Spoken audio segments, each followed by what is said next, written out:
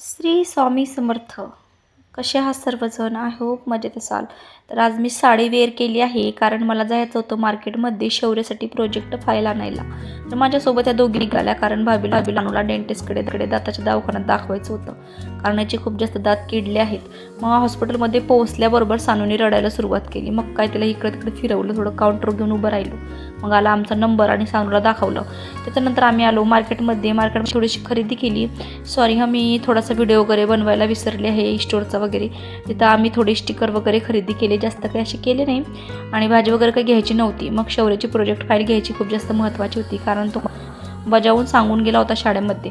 मग आलो घरी आल्यानंतर तुम्हाला दाखवते बघा. सानूनी शीतलने पण काही घासणे वगैरे घेतली होती आणि सानूची मम्मी बघा खेळण्यांनी खेळते तिच्यासाठी घेतली होती मॅजिक बुक आणि त्याच्यानंतर किटी स्टिकर. इथं सानूची मस्ती चालू आहे घरी पोहोचल्याबरोबर.